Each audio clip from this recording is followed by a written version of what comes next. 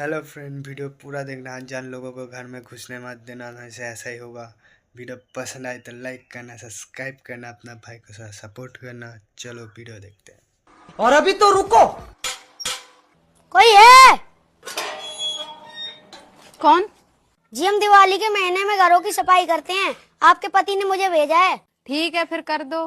जी सफाई तो तभी होगी जब आप सभी कमरों की चाबी दे दोगी। और हाँ, आप घर के बाहर ही रहना क्योंकि अंदर धूल मिट्टी ज्यादा उड़ेगी। ठीक है, ये लो। लेकिन एक सेकेंड।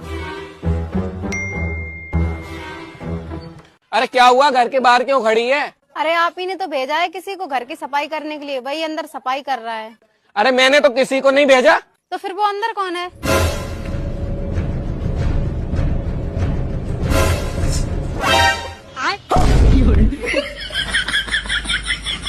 50 पूरे 2 लाख हो गया दीपावली का रिवाज।